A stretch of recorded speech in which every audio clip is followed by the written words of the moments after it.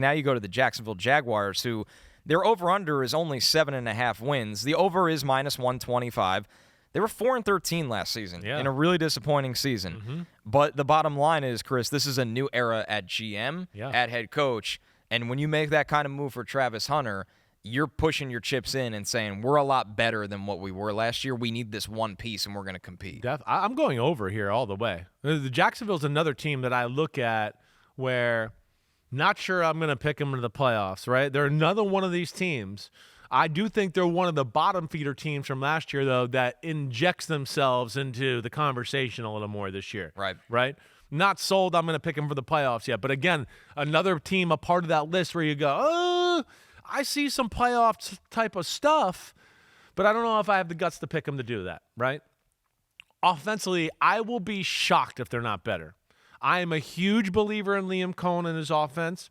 The first thing is he's going to get the O-line and the run game right. That's what I like about Liam Coen. You saw it last year in Tampa Bay, right? He takes real interest in that, right? They made some additions to the O-line. We'll see what happens there. The weapons in the pass game, they're pretty damn good.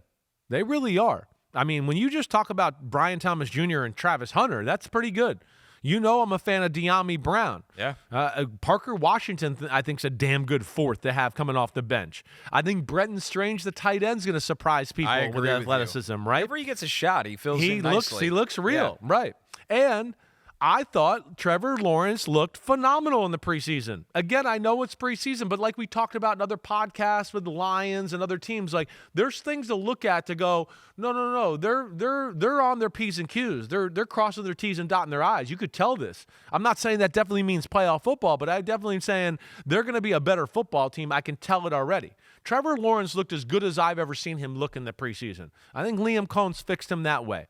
And then the defense, it's got a few pieces there, too, where I feel like they're flying under the radar a little bit. The front looks good on defense. Trayvon Walker has quietly really come along. He's quietly really good. Yes, right. He might not be a superstar, but he's really good. He's a victim of a guy that was a number one pick that doesn't always look like the number one overall pick that is having a really good career. Right. But because where the bar was set, he never gets the perception that he deserves. Exactly right. It's kind of like the guy that got drafted in Houston in front of Vince Young and Reggie Bush. Is that Demario Williams? Demario Williams. Oh, he was awesome. Right. I mean, but you're right. When he got picked number one, everyone was like, "What?" Even in his career, like 4 or 5 years down the road, you were like, "Man, he's awesome." Right. People were still like, "Oh, he's not living up to expectations." And you're like, "What? He's your starting DN for 9 years, and he's like freaking really good." And he ended up being better than most of those guys, so right. It was actually the right choice. It was, but yeah, I think you're right. He is a little bit of a victim to that. You said the front's got size, got athleticism. I mean, we don't even talk about Josh Allen Hines. I mean, he's great. Again, they're one of the better pass rushing duos in football. I don't think people realize that. And then some big people in the middle. We'll see what happens there. I like the linebackers. I do. I'm still a fan of Devin Lloyd. Me too. I know he's not perfect, but, man, he's made for the modern-day NFL. Oluwakon's still a thumper in the middle to stop the run. And then the secondary, they made some improvements. Got Eric Murray, Jordan Lewis, pretty good. You know I'm a Tyson Campbell fan. And my biggest thing is Anthony Campanile, the new D coordinator. What have you seen this summer with him? I just think, first off, just glean the energy and everything like that. I mean, the second-team Jaguars defense, Tua and the starters couldn't move the ball on it them, was pretty right? tough. Right. Yeah. I know what kind of coach he is. He's creative as hell. He's been around some really good coaches.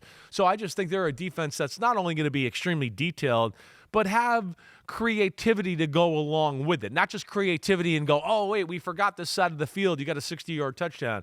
No, I think he's got everything. And I'm biased to him. I go way back with him. Way back. Like, I remember Anthony Campanile when he was a little boy running around his house, right? That was the DC for the Jags. His sister was probably my first friend that was a girl in my whole life, right? They come from a football family. She's got 4 brothers. They're all involved in football, right? Anthony Campanile's brother, Nunzio's one of the offensive coaches for the Syracuse Orange. So this is like full-fledged Vito Campanile was one of the great quarterbacks in New Jersey high school history. It's a great He's name. the head coach at Bergen Catholic, which you've heard of. Powerhouse. Right? Yes. Another one of the brothers is a head coach of another powerhouse in Jersey, and I'm forgetting which one it is that's there, but either way, I'm proud to see him doing what he's doing, and he's done it the right way. Hard work, finding the right people, just nose to the ground, and yeah, I'm rooting for him for sure. Well, I'm buying in like you. This was a surefire over for me. Yeah. This is the year for Trevor Lawrence. Yeah. I think Travis Hunter is going to be just awesome for them, specifically on offense, is what I expect him to make a big impact on. Quietly, too, Tyson Campbell being hurt at the beginning of last year just hurt secondary. Them. He was their only like lockdown guy. Right. Once again, it was like pulling a Jenga stick.